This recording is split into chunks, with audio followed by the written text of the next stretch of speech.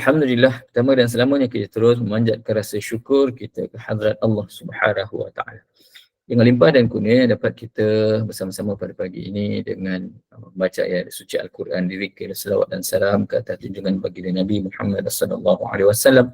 Dan insya-Allah kita akan teruskan sedikit masa yang ada ini untuk kita membuat pengisian rohani kita dengan memberikan rohani kita makanan-makanan yang lazat-lazat daripada kata-kata ataupun ilmu yang akan kita sama-sama kongsikan sebentar lagi, dan kita menyambung kembali perkongsian pada bab yang ke-28, wasiat Imam Syafi'i berkaitan dengan menjadi wali Allah Subhanahu wa taala. Allah Subhanahu wa taala menjanjikan kepada orang-orang beriman dan bertakwa bahawa Allah akan menaik taraf darjat mereka hingga ke taraf wali-wali Allah Subhanahu wa taala selagi memenuhi syarat-syarat seperti dalam ayat 257 surah Al-Baqarah yang bermaksud Allah pelindung kepada orang beriman. Jadi janji Allah Subhanahu wa taala bahawa sesungguhnya sebagai seorang manusia kita juga ada peluang untuk orang kata apa dia dinaik tarafkan. Bukan rumah je kita boleh renovate, boleh kita upgrade. Tetapi begitu juga dengan diri kita.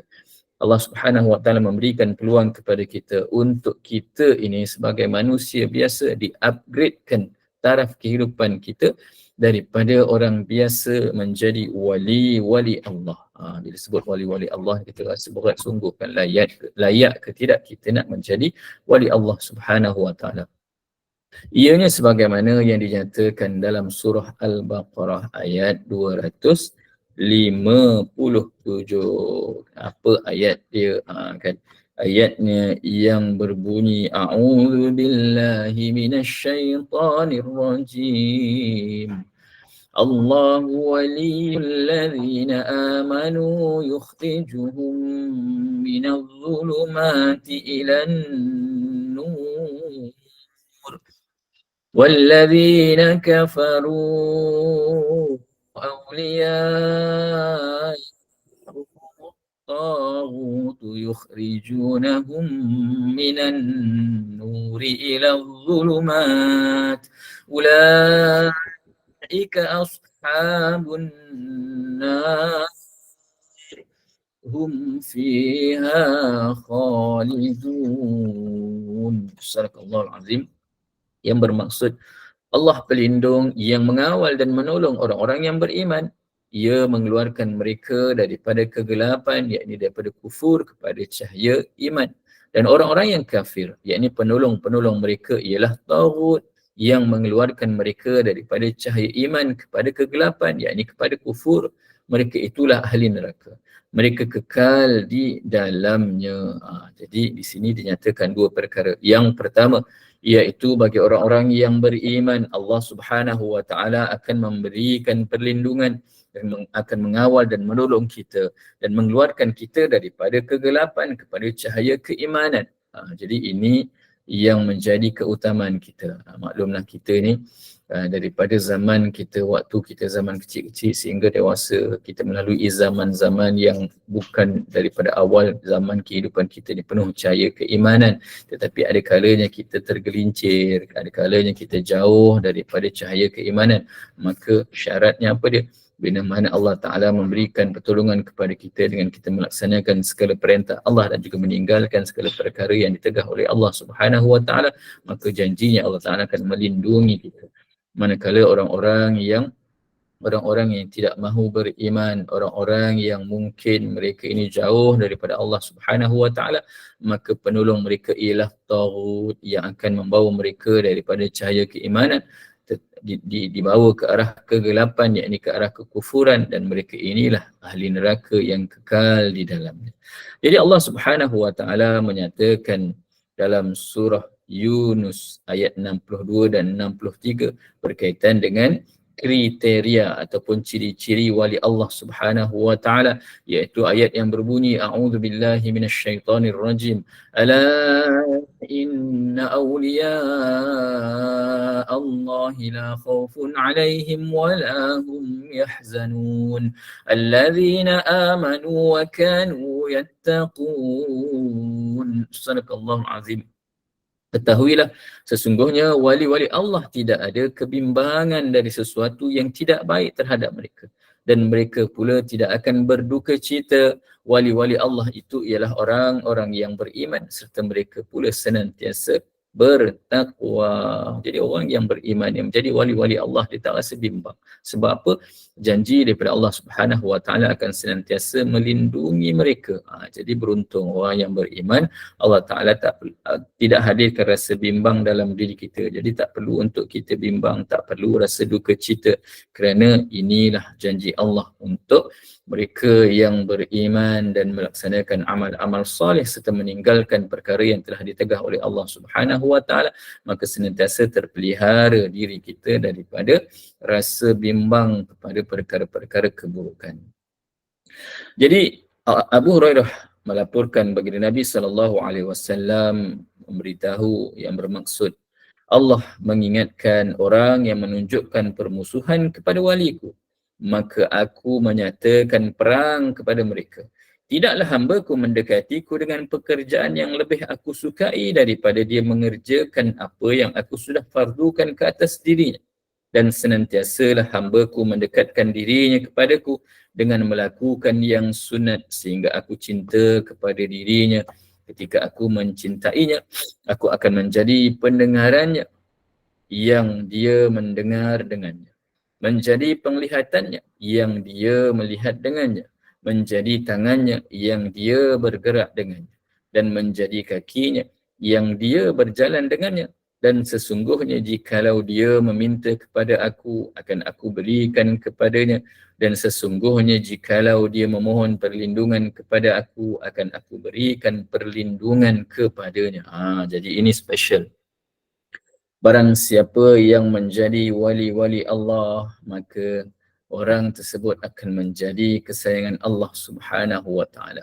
Jadi kita katakan contoh mudahnya beginilah, kita ni dalam ramai-ramai anak yang kita ada, dalam ramai-ramai kawan yang kita ada, dalam ramai-ramai adik-beradik yang kita ada, kan. Jadi bila mana orang yang menjadi kesayangan kita, kan, bila mana orang yang menjadi kesayangan kita, maka sebagai seorang ayah, sebagai seorang ibu, sebagai seorang teman, sebagai seorang adik-beradik, kita akan senantiasa melindungi orang tersebut dan menjadi kesayangan. Bila mana ada saja perkara-perkara yang mengancam dirinya, kita akan melindunginya.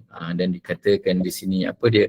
Allah Subhanahu Wa Taala mencintai orang-orang yang menjadi wali-wali Allah. Yang mana orang-orang yang menjadi wali-wali Allah ini, dia akan senantiasa mendekatkan dirinya kepada Allah dengan melakukan perkara-perkara perkara yang diwajibkan dan juga melakukan perkara-perkara yang disunatkan. Dan Allah Subhanahu Wa Taala menyatakan apa dia? Pendengaran orang ini adalah menjadi pendengaran Allah Subhanahu Wa Taala. Maka hanya perkara-perkara yang baik sahaja yang didengari. Dan orang ini penglihatannya juga menjadi penglihatannya yang dia melihat dengannya, menjadi tangannya. Allah Subhanahu Wa Taala akan senantiasa membimbing untuk orang ini melakukan amal-amal kebajikan, dan menjadi kakinya, maka dia hanya akan pergi ke tempat-tempat yang baik sahaja. Dan apa juga yang dipinta oleh orang tersebut, Allah Subhanahu Wa Taala akan mengabulkannya dan senantiasa memberikan perlindungan bila mana dipohon perlindungan kepada Allah Subhanahu Wa Taala. Jadi ini istimewanya, kan. Jadi agak-agak kita ni, dan ada peluang tak nak menjadi wali Allah? Kadang-kadang bila dengar saja wali Allah ni, kita rasa Allah, kan. Wali Allah ni orang-orang yang terpilih, kan, orang yang banyak amal ibadah dan sebagainya. Nanti kita tengok adakah kita ada peluang ataupun tidak nak menjadi wali-wali Allah, kan. Kalau nak menjadi wali kepada anak orang lelaki ni ada peluang. Sekurang-kurangnya orang lelaki ni ada peluang jadi wali kepada anak yang nak kahwin, kan. Kalau dekat negara seberang dia ada satu kumpulan nama dia Wali Band, kan. Dia punya lagu yang popular apa dia? Ibu-ibu, ayah-ayah, siapa yang punya anak? Bilang aku yang, jadi itu lagu dia lah, kan. Banyak juga lagu dia, lagu Wali Band ada juga yang baik-baik, dia ajak kita berselawat, kan. Lagu dia mengajak kita kepada selawat kepada junjungan baginda Nabi sallallahu alaihi wasallam. Jadi kita senantiasa memperbanyakkan berselawat kepada baginda Nabi sallallahu alaihi wasallam. Ini banyak kelebihan yang boleh kita perolehi. Jadi perbanyakkan selawat dalam keadaan sama ada kita ni selepas solat, dalam apa juga keadaan, kan tak kira lah. Ada peluang kita berselawat kepada junjungan baginda Nabi sallallahu alaihi wasallam. Banyak selawat-selawat yang boleh kita alunkan, banyak selawat-selawat yang memberikan kelebihan kepada kita. Jadi semoga kita menjadi insan yang terbaik dengan melaksanakan amal-amal kebajikan dan tergolong di kalangan orang yang diberikan oleh Allah Subhanahu wa taala peluang menjadi wali-wali Allah. Jadi hadis ini membincangkan banyak perkara, namun fokus kita sudah tentu pada istilah wali Allah Subhanahu wa taala yang disebutkan di dalam hadis tadi. Wali Allah Subhanahu wa taala di sini boleh diterjemahkan terus sebagai orang yang dicintai oleh Allah Subhanahu wa taala. Jadi wali Allah ini ialah orang yang dicintai oleh Allah Subhanahu wa taala. Dan poin penting pada permulaan hadis ini ialah apabila wali Allah Subhanahu wa taala orang menyatakan orang yang menunjukkan permusuhan kepada waliku, maka aku menyatakan perang kepada mereka. Jadi ini kelebihan orang yang menjadi wali Allah. Jangan sampai sesiapa cuba untuk menjadi musuh kepada wali Allah Subhanahu wa taala, kerana sesungguhnya Allah Subhanahu wa taala mengisytiharkan perang kepada mereka. Jadi ini yang menjadi kerisauan kepada orang yang memusuhi wali Allah. Kadang-kadang mereka pun tak tahu bahawa yang dimusuhi itu adalah wali Allah. Ada komen apa dia? Tunggu ustaz jadi wali. InsyaAllah. Jadi kita doakan juga semoga kita semua kan sekurang-kurangnya kalau yang lelaki itu jadi wali kepada anak-anaknya. Tetapi kita berusaha menjadi wali Allah. Semoga Allah Subhanahu wa taala memberikan peluang kepada kita menjadi orang yang dicintai oleh Allah Subhanahu wa taala. Mereka yang mendapat gelaran dan darjat sebagai wali Allah Subhanahu wa taala berada pada kedudukan yang begitu tinggi di sisi Allah Subhanahu wa taala. Dalam memahami amaran Allah Subhanahu wa taala ini, wali Allah Subhanahu wa taala ataupun orang beriman yang bertakwa menjadi sekutu Allah Subhanahu wa taala. Memusuhi mereka ini bererti memusuhi Allah Subhanahu wa taala. Allah Subhanahu wa taala adalah yang akan membela dan berperang untuk walinya. Jadi jangan main-main. Kita nampak orang-orang alim, kita nampak orang-orang yang senantiasa melaksanakan amal-amal kebajikan kepada Allah. Jangan sesekali kita memusuhi mereka. Kerana dinyatakan seolah-olah Allah Ta'ala mengisytiharkan perang terhadap orang yang memusuhi mereka ini. Jadi risau kan, kita tengok sekarang ni bila mana ramai orang yang mengutuk, yang mencaci para alim ulama. Sedangkan wali-wali Allah ini, para alim ulama ini adalah sebahagian daripada apa yang dinyatakan sebagai wali Allah. Mereka ini kita lihat nanti antara amalan yang mereka lakukan, memang kita yakin mereka inilah sebahagian daripada sekutu Allah Subhanahu wa taala. Dan kita lihat daripada segi bahasa, wali bererti qarib ataupun dekat. Sebab itu kita katakan, orang tanya kita ada tak rakan karib kita. Sebenarnya karib itu berasal daripada perkataan Arab qarib. Qarib ini ialah dekat. Wali Allah Subhanahu wa taala adalah orang yang dekat dan senantiasa mendekatkan diri kepada Allah Subhanahu wa taala. Jadi hebatnya hadis yang dipetik ini adalah ia terus menjelaskan dengan terang kaedah menjadi manusia yang dekat dengan Allah Subhanahu wa taala. Jadi kita semua ada peluang, kan? Bila mana kita dapat memenuhi kriteria ataupun penanda aras yang ditetapkan oleh Allah Subhanahu wa taala untuk menjadi wali Allah. Yang pertama syaratnya apa dia? Iaitu dengan menunaikan amalan-amalan fardu yang diamanahkan oleh Allah Subhanahu wa taala kepada kita. Apabila kita melaksanakan amalan-amalan itu, maka kita mula dekat kepada Allah Subhanahu wa taala. Ini yang pertama. Syarat utama tak boleh nak tinggal. Dan ini menjadi kewajipan kita. Amalan fardu ini kewajipan kita untuk kita tunaikan. Alhamdulillah kita berjaya dalam kriteria yang pertama. Yang keduanya apa dia? Setelah mana kita menunaikan amalan-amalan fardu, maka kita iringi dengan amalan-amalan sunnat. Dengan itu maka kita semakin dekat lagi kepada Allah Subhanahu wa ta'ala.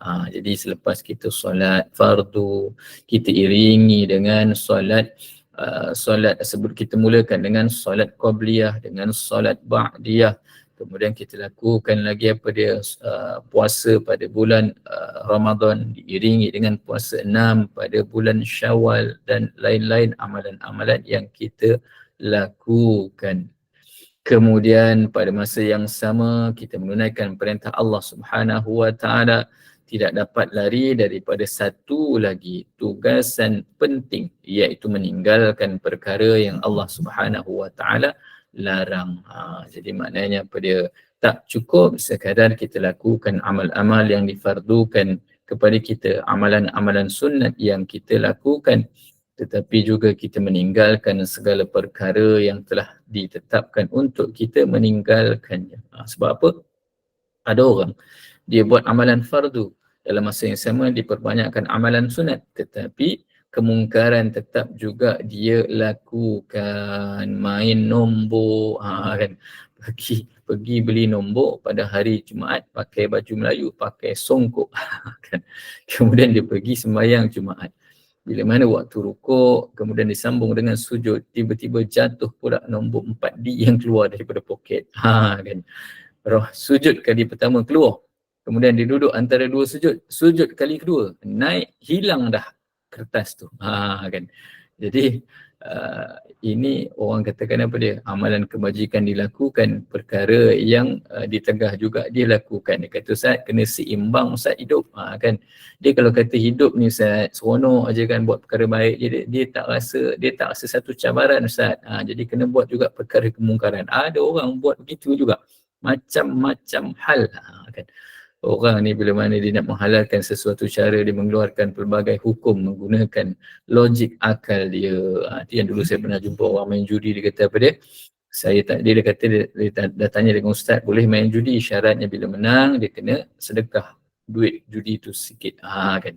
Suka-suka dia nak buat fatwa sendiri. Jadi macam-macam. Sekarang ni lagi risau. Dulu orang nak main nombor ekor ni dia kena pergi ke kedai beli. Sekarang ni online. Kan. Kadang-kadang kita pun dapat WhatsApp, entah apa-apa WhatsApp sampai kat kita. Kadang-kadang berani dia call. Hello abang, you mau main ini nombor kah? Dia call direct, sabar je lah kita kan. Beria kita jawab salam. Bila kita bagi salam, bila mana orang call kita, rupanya dia ajak kita main nombor. Kita marah, dia kata okay thank you, dia letak telefon. Selamba je. Kan? Jadi sabar je lah. Okay. Jadi kemudian kita lihat sampai mana tadi? Okay. Sebagai orang Islam, kedua-dua komponen tunai dan tinggal ini wajib kita laksanakan. Kita tidak boleh melaksanakan hanya satu sahaja daripadanya, sama ada hanya melaksanakan apa yang disuruh maupun hanya meninggalkan apa yang dilarang. Jadi tak boleh kita katakan apa dia apa dia? Oh, orang main nombor tu nak share sikit, sabar je lah. Kadang-kadang dia orang ni belanja orang makan juga kan. Dia belanja orang makan, tetapi dalam pada mana dia nak belanja orang makan, dia bagi tahu. Dia bagi tahu ini duit aku menang nombor, duit haram. Kalau nak makan jom, dia kata sabar. Ada juga orang macam tu, dia tahu duit tu haram. Dia ajak juga orang makan, dia main juga nombor tu. Samalah juga dengan orang dulu waktu zaman saya sekolah kan, ada kawan-kawan ni dia pergi mencuri gula-gula dekat koperasi. Kan. Bila kita minta, dia kata apa dia? Boleh aku nak bagi, tapi dia kata nak bagi tahu ni gula-gula ni haram sebab aku curi tadi dekat koperasi. Ada orang macam tu. Dialah zaman muda ni kadang-kadang masing-masing nakal, tapi alhamdulillah bila dah berusia dan semakin hari semakin berubah mereka. Okey. Kita kembali apa yang dikatakan apa dia tadi. Tak boleh cukup sekadar kita kata kita laksanakan amal kebajikan tanpa kita meninggalkan perkara yang ditegah, ataupun ada orang dia tak buat langsung perkara-perkara buruk, kan. Main nombor tidak, main judi tidak, buat maksiat tidak, tapi solatnya tak dibuat, maka tak jadi juga. Dia perlu seiring melaksanakan perintah Allah dan meninggalkan perkara yang ditegah oleh Allah Subhanahu wa taala. Jadi dalam menjelaskan soal wali Allah Subhanahu wa taala, Imam Nawawi menambah lagi unsur dalam karakter seorang wali Allah. Kata Imam Nawawi, Wali Allah Subhanahu wa taala itu adalah orang yang beriman ataupun orang mukmin. Ini yang pertama syaratnya. Maka orang yang beriman ini, bila kata orang yang beriman, maka kita adalah orang yang ada peluang nak menjadi wali Allah. Dan mukmin itu pula adalah orang yang mana syaratnya ada 3. Yang pertama, tekun beribadah dan senantiasa sabar dalam mentaati perintah Allah Subhanahu wa taala. Jadi ini orang yang syarat yang pertamanya pada orang ini tekun beribadah, senantiasa melaksanakan amal-amal kebajikan dan juga menjadi orang yang sabar dalam pada mentaati segala perkara yang Allah Taala berikan arahan kepada kita. Jadi nak tekun beribadah ni satu perkara yang bukannya mudah. Nak beribadah itu mudah, tapi nak menekuni setiap ibadah. Kan contohnya solat. Ada orang solat sekadar aku solat. Ada orang puasa sekadar cukuplah aku puasa dengan perkara-perkara yang wajib sahaja. Bila dikatakan menekuni ibadah ataupun tekun beribadah, maka dia akan senantiasa memperbaiki amal-amal kebajikan yang dilakukan. Bacaan ayat-ayat suci Al-Qurannya senantiasa diperbaiki. Bukan kata daripada zaman kita kecil dulu dah belajar dah sekolah rendah, masuk sekolah menengah tak belajar lagi dah, sampai sekarang sama juga. Bila mengaji tu ghairil maghdubi alaihim waladdallin, dari dulu macam tu juga, tak berusaha nak memperbaiki amalan tersebut. Kalau kata solatnya zaman kecil dulu 2 minit, solat subuh 2 minit lah sampai sekarang. Dia tak tekun dalam beribadah. Kalau kata dulu zikirnya begitu, maka begitulah, tak ada penambahbaikan. Yang keduanya apa dia? Melaksanakan suruhan Allah Subhanahu wa taala dan menjauhkan diri daripada apa yang dilarang. Ini syarat yang kedua sebagaimana yang dinyatakan di awal tadi. Dan yang ketiga, tidak terlalu mementingkan kesedapan dunia. Jadi yang pertama tadi nak buat dah cabaran dah. Yang kedua tu insya-Allah kata boleh kita lakukan. Yang ketiga ni nak meninggalkan kesedapan duniawi. Nak meninggalkan ataupun nak tidak mementingkan kenikmatan dunia ni yang payah. Kan ada orang dia suka bermewah-mewah dengan perkara yang tak sepatutnya. Kan orang ni macam-macam. Kadang-kadang ada setengah orang di mana dia nampak kenikmatan dunia. Contoh sekarang ni kan, trend orang order barang online dan sebagainya kan. Dia nampak orang beli, dia pun nak beli. Dia nampak orang beli baju baru, dia pun beli baju baru. Kan kadang-kadang sampai pelik juga kan. Apa nama ni? Apa nama ni? Orang kata baju tak ada. Baju tak ada, tudung tak ada, tapi tudung tu kita duk tengok bergantung kan, 2-3 jenis hanger yang bulat-bulat tu kan.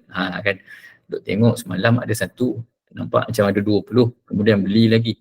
Kan kemudian bila kita nak beli, kita tengok duk beli hanger tiap-tiap bulan.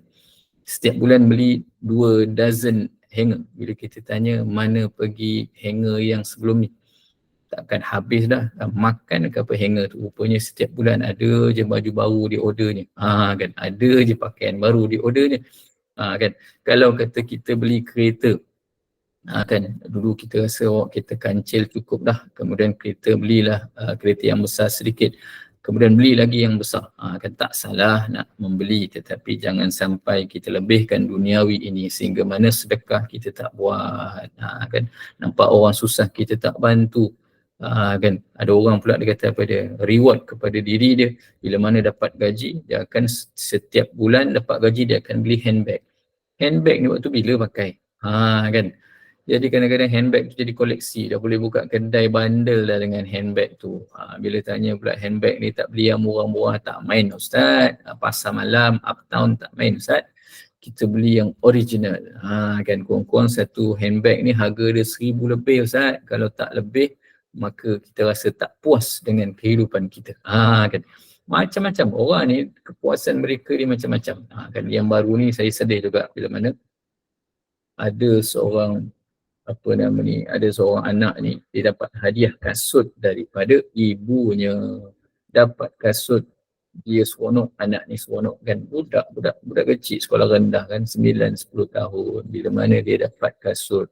dia menggayakan kasutnya tu, pergi berjogging, kemudian dia upload. Tujuan dia lebih kepada nak merasakan seronok. Sebab apa, dia orang yang susah. Ibunya menghadiahkan kasut yang tak ada jenama apa pun kan. Jadi dia seronok. Dia lah budak. Kita dulu kecil pun begitu juga. Dapat selipar nak raya, selipar bata pun rasa dah seronok sangat dah. Kan. Baju raya, dulu kalau kata saya baju raya, saya akan beli baju sekolah agama tu, baju putih, baju Melayu putih, seronoknya lain macam. Itu dah bawa pergi beraya. Kan? Jadi budak ni dia share video dia pakai kasut baru. Punyalah sakit hati netizen. Ni masalah netizen, penyakit hati. Budak tu seronok dia dapat kasut baru yang harga murah, tak ada brand apa pun. Netizen punya apa namanya, punya perangai buruk kan, hati yang buruk, dikutuknya budak tu. Dia katakan apa dia kata setakat kasut fake aja pun nak menunjuk katanya. Allahu Akbar. Sedih kita tengok kan. Dan Allah cuba bersangka baik, ucapkan terima kasih kepada ibu tu yang menghadiahkan anak tu dengan kasut, anak tu seronok kan. Netizen ni bahaya, maknanya apa, inilah golongan ahli-ahli neraka. Jadi jangan sampai kita tergolong di kalangan apa yang dikatakan sebagai netizen. Nar itu neraka. Jadi hati-hati. Biarlah kita senantiasa memandang perkara dengan perkara kebaikan, insya-Allah.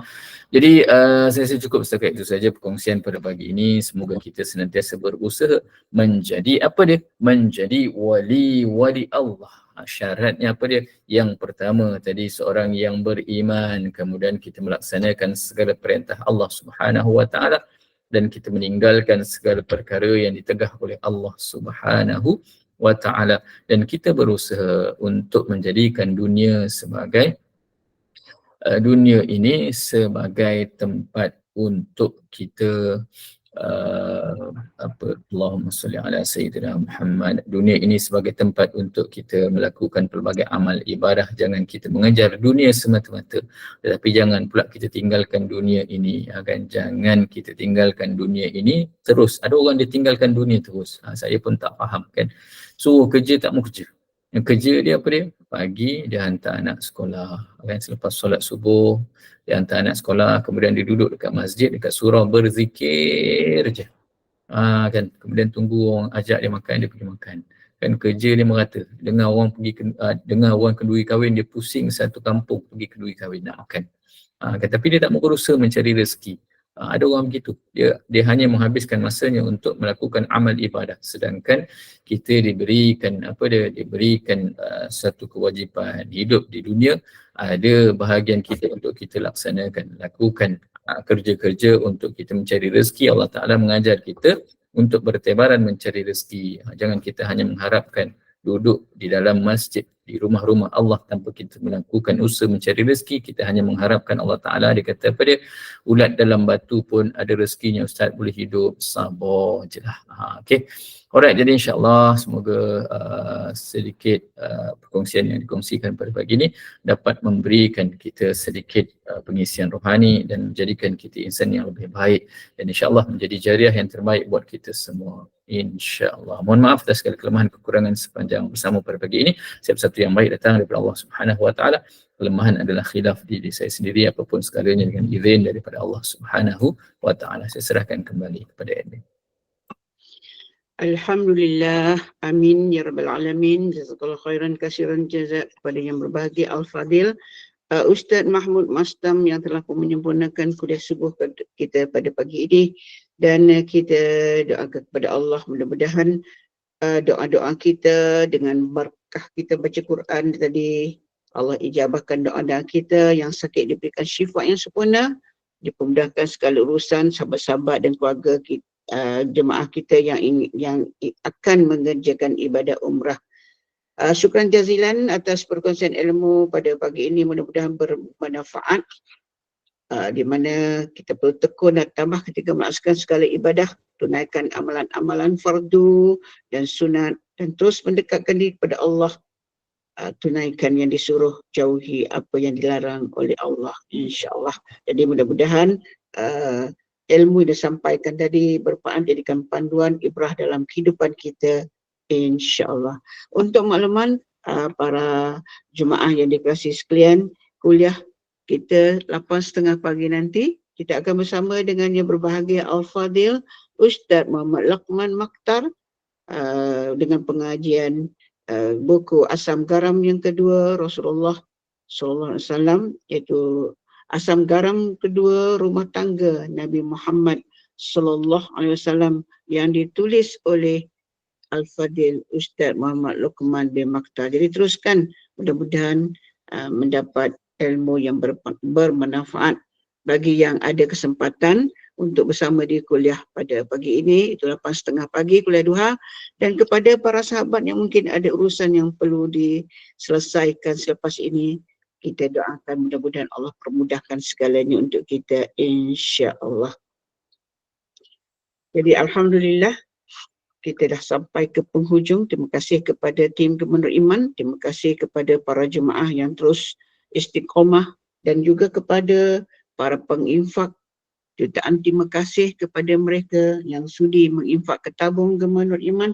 Mudah-mudahan Allah gandakan pahala dan rezeki yang melimpah ruah untuk mereka. Mudah-mudahan Gubernur Iman terus menyediakan platform bersama dengan para asatizah pilihan, insya-Allah.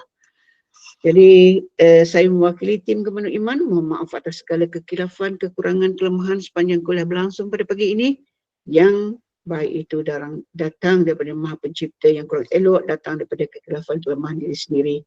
Dan kita dengan segala bangga dan sukacita sekali lagi mempersilakan yang bahagia Al-Fadil Ustaz Mahmud Mastam untuk menutup kirai kuliah subuh kita dengan tasbih kafarah dan suratul As. Dan saya akhiri dengan lafaz kalam yang mulia, wabillahi taufik wal hidayah. Wassalamualaikum warahmatullahi wabarakatuh. أعوذ بالله من الشيطان الرجيم. بسم الله الرحمن الرحيم. سبحانك اللهم وبحمدك أشهد أن لا إله إلا أنت أستغفرك وأتوب إليك. بسم الله الرحمن الرحيم. والعصر إن الإنسان لفي خسر إلا الذين آمنوا وعملوا الصالحات وتواصوا بالحق وتواصوا بالصبر. صدق الله العظيم. Sekali lagi diucapkan Assalamualaikum warahmatullahi wabarakatuh.